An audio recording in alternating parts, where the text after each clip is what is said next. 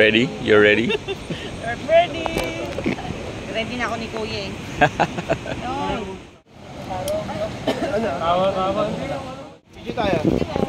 Getting ready.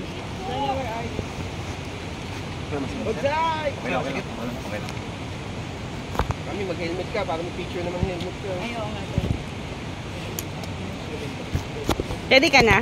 Oh, ready na, siyempre. Ready na yung kamay mo? Kahit injured pa yung balikat, sige lang. Ready. Baho. Babe, pipigyan ano po tayo. Picture tayo, please. Picture tayo. Isang ko yun sa office. What? Ayaw niya picture tayo. Nice, nice.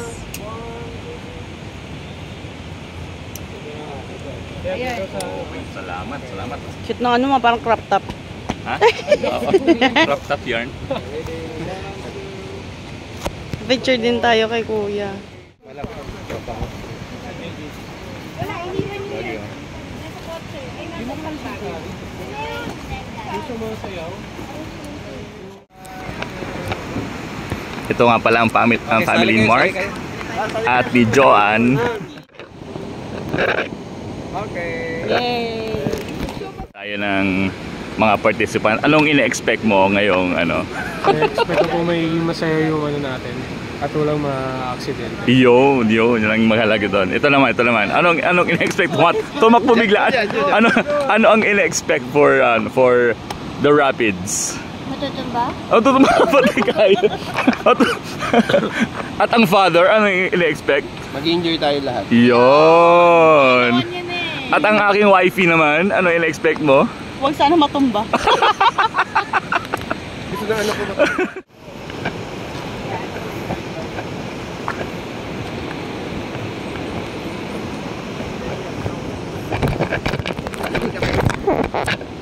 Words of wisdom. Okay, everyone, good morning. Morning! So, welcome to Bugsay Company. So, ibig sabihin ng Bugsay, Bisaya term ng sagwan or paddle. These are the name of company. Right? So, again, my name is Arman. Kilala niyo mamaya yung ibang mga guide natin. Okay? We'll start inside. This is our part in Cagayan de Oro. These are barangay Dansolihon. So on the other side, this is a part in Cagayan de Oro and Dansolihon side. So this area, this part in Bukidnon area, the river's boundary. So these are Talakag Bukidnon. The river's boundary between Cagayan de Oro and Bukidnon. So the name of river, this is our Cagayan River. Cagayan din tawag dahil patapos sa Cagayan side. So ngayon, estimated natin sa biyahe natin ngayon, almost nasa mga ganitong level ng tubig. Kadalasan kasi 4 na oras. So ngayon, medyo mabilis yung current, siguro mga 3 oras yung pinakamatagal. Okay.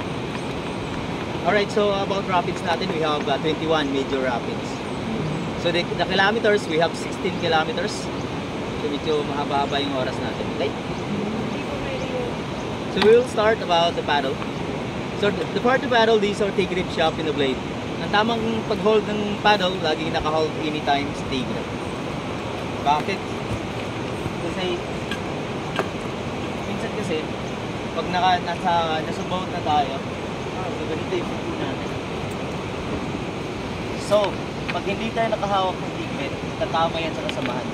Lalo na pag may wall sa gilid, gumagano yung T-grip. Okay? The whole T-grip. Okay? Yung sakto-sakto lang. Right. So, sakto-sakto lang sa paghawak, depende sa inyo. Okay?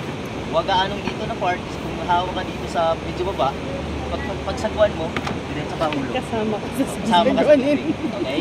Huwag naman gaanong dito banda, walang pwersa yan. Para kang naglalaro lang. Okay? The rafting, this is our water sport. Okay? So, the first command you have stop. Stop. Alam mo na yung stop. Stop.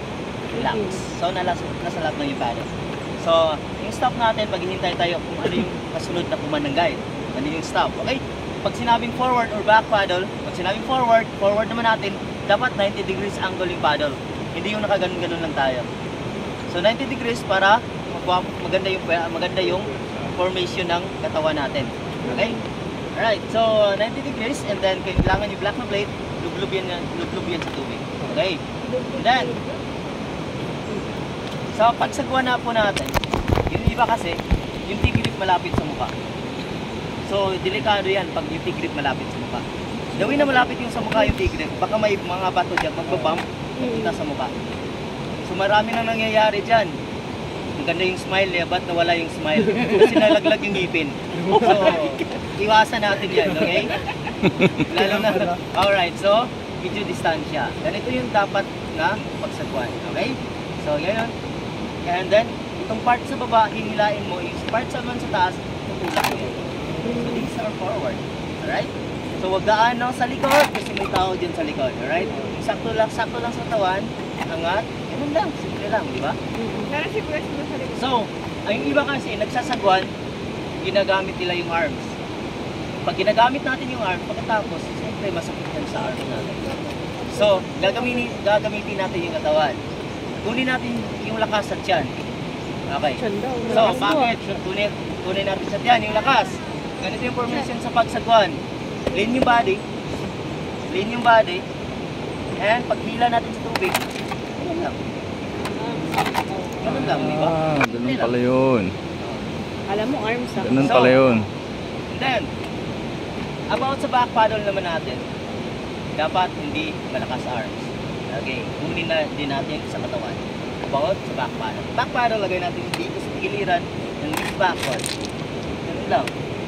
Kunin natin sa katawan yung lakas, hindi sa arms. So, and then before start, may counting practice tayo para malalaman natin kung ano yung lakas niya. Okay? So, we have yan, alright? So, pag nahulog tayo, the first gagawin natin is do not panic. The second is feet up. Feet up. Feet up tayo, pag nakahiga tayo diretso, alright? Kasi delikado once na tumama yung paa natin sa ilalim. So, for mababaw. So, pag tumama yung paa natin sa ilalim, dun ka na, magpapanik ka na. Diba? Yun yung start ng panic mo. So, kunin natin yung panic, okay?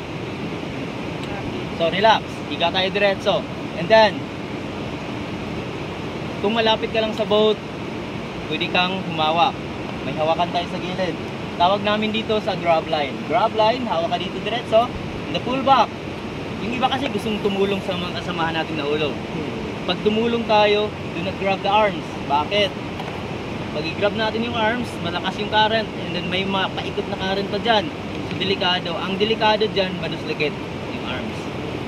So, hahawakan natin, reminder sa lahat, hahawakan natin sa life jacket. Sa life jacket ko. Oo. Para hindi mabinat yung arms. And then, wag niyong hahawakan sa helmet. Right?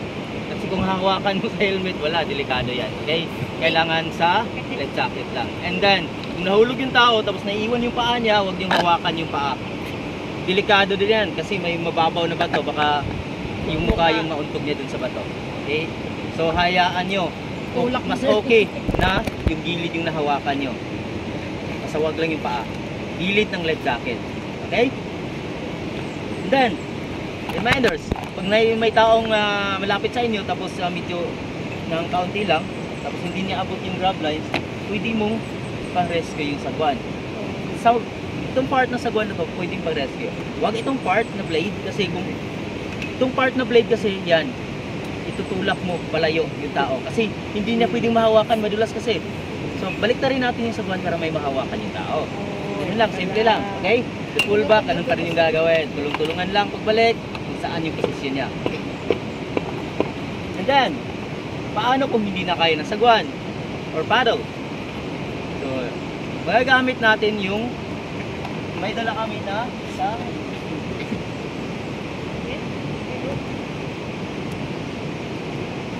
true bag. Sa true bag nito, so ito yung medyo mahaba-haba, 20 meters. So kadalasan ginagamit namin is 15 lang. Kasi pag mahaba, mahirap ibabalik. Okay? So reminders. So ganito yung gagawin natin kasi hindi namin alam yung mga pangalan nyo. So yung taong itulog, ang tawag namin dyan as swimmer. Kasi nasa ilog siya, nag-swimming siya. Hey, swimmer, diretso yung tawag. Okay, Swimmer pala. Hindi namin alam yung pangalan, di ba? Swimmer, diretso. Pag sumigaw kami na swimmer, tapos hindi kayo nakarinig, no choice. Magwi-whistle kami. Kami lang yung may whistle. Kayo wala pong whistle. Kasi yung iba kasi nagwi-whistle kahit saan-saan lang. Pag may whistle kami, so nagwi-whistle kami. Pag may whistle na narinig sa inyo, tsaka saka namin itatapon yung bag. And then, yung iba kasi super maingay yung ilog. Hindi ka rin nakarinig. Itatapon namin yung bag, yung true bag na to. Ito yung hawakan ko yung lubid, yung bag yung itatapon. Okay? Reminders. Tatamaan namin kayo kasi hindi kayo nakarinig. Tatamaan namin kayo sa bag na to. Alright? Pag tumama na sa inyo mismo yung bag, siyempre, naka-remind kayo, nakahawak kayo diretso sa bag. Dapat, ang gagawin nyo, huwag kayong diretso hawak sa bag, lilipat kayo diretso sa rope. Bakit tayo lumipat sa rope? Kasi, kung tuloy-tuloy yan, may naiwan pa yan sa loob. So, extend hanggang matapos yung nasa loob. So, ang gagawin natin, lilipat tayo sa rope. 20 mga 5 hours na tayo dito kasi babalik pa natin yung lugar. Oo, di ba? So, reminders, pag nakahawak na kayo sa rope na to, huwag niyong ilope sa kamay. Yan, lalo na sa katawan, huwag niyong ilope. Kasi, kung medyo masakit yan, sa feel nyo na masakit, hindi nyo na mabitawan diretso. Yun yung delikado. Yung hampas ng tubig, diretso sa mukha, kung makakainin tayo ng tubig dyan. Okay? Ang gagawin natin, nakatalikod tayo. Higa. Kasi yung hampas ng tubig, dito yung sa likod. No problem. And then, ang sa harap kasi, pag hampas ng tubig, hindi tayo makakahinga. Diba? Kasi puro tubig lang eh. Kung sa likod tayo, wala, relax na relax. Okay? Ganun lang yung gagawin. So, then, paano kung hindi na kaya ng rope? Downstream, okay? So, ang gagawin natin, reminders, hawak tayo ng paddle. Kung wala kayong hawak ng paddle, okay lang. Mas okay. Balance tayo. And kailangan nakapising tayo sa kung saan tayo patungo. And then, nakabuka kayong legs para may balance tayo. And then, kung may wall kasi sa harap, pwede mo masipa yung wall. Para mag-ibang direction ka. Kasi kung mukha yung nauna, so wala, may hindi mukha dun sa harap. So, kailangan nauna yung paa and then nakatingin ka kung saan ka patungo. Other question. Wala. Ang kaso lang sa ilalim madilim. Ang gagawin lang natin the first, do not panic and keep up on it. Ganun lang. Simple lang. And then, kung gusto nyo lumabas sa ilalim na to ng boat, kampa ka lang sa gilid, may hawak ka na rope, pwede mong hilain palabas yung katawan mo. Nakalabas ka na. Other question? Question. Wala katanungan? Okay, so ganito. So pag walang... Sir, may dala kang bottle. Yun yung pagkatapos ng bottle, huwag mong takot sa river. Iwan na lang natin sa loob ng boat na binabala sa masota, okay? And then, everyone, mga gadget natin, huwag yung i-donate sa river. Kung i-donate nyo, ibibigay nyo lang sa amin. Kasi ang river na to, maraming na na-donate. Example natin, paglabas ng GoPro, yan yung pinakamarami. GoPro talaga. Pwede ko pa na mag-shopping. Shopping ng GoPro. So, ganun lang. Pinakamahal, watch na almost 500,000. Uy! Yan yung pinakamahal na wala. Buti wala tayong... Eyeglasses, something. Okay. So, iwasan natin mag-donate sa river, okay? So, pagkatapos ng rafting, kailangan yung dala nyo, nasa inyo pa rin yan. And reminders, sa mga packet ba natin, may naiwan ba baka may naiwan. Okay, it's good. So, one last thing before you go.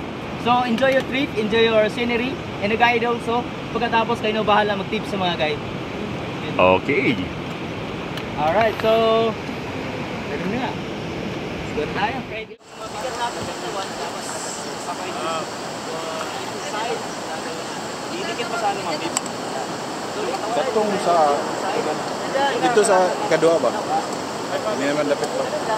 Ano yung mga bato bitaw yung May time kaya ako na makapag-video sa Cloud 10. Hindi na ako. sa mga pantay lang na ganito. Pero may pagkagawa naman tayo.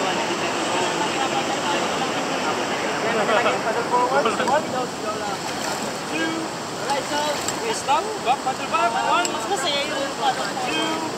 Paddle forward again. One. Two. Alright. Nako. Good luck, good luck.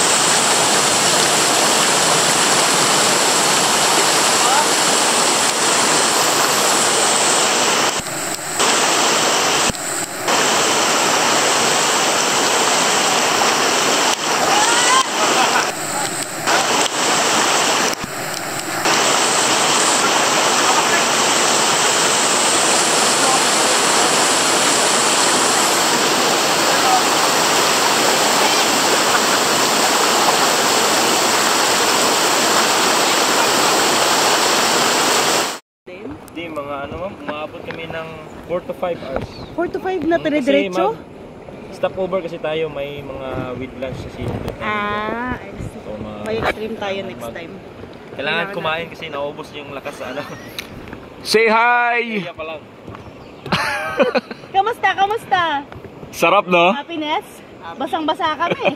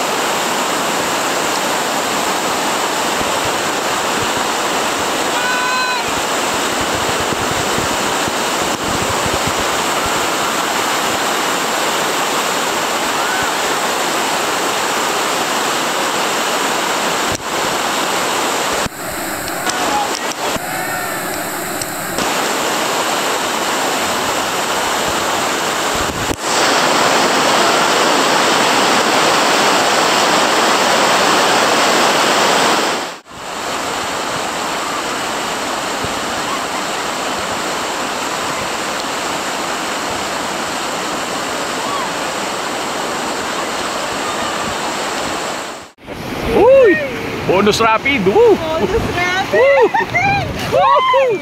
Woo! Bonus ka! Parang pang Christmas bonus na to ah! Woo! Okay, high five. Bugsay! Say! May 5 ka ba, boy? So that's it. Yay! Wow. We're safe. Ang We're ganda safe. ng experience! Thank you! Thank you so much. Ay, grabe. Sarap! O, kumusta naman ang experience mo? Okay naman, wala kaming pinagsisihan doon sa mid kasi diba dapat ang plano namin lower lang. Pero because of this family, napunta kami dun sa mid. Sobrang sulit, sobrang okay. Next time, punta tayo extreme naman para matry naman natin. 5 hours daw. Pagod ako. Biglang nakumbakan. Nag-bloopers kami doon. Hello, enjoy. Bonus round. Sir. Hello, kuya. Thank you sa picture. Thank you, kuya. So, let's go! Adrenaline natin ay wala.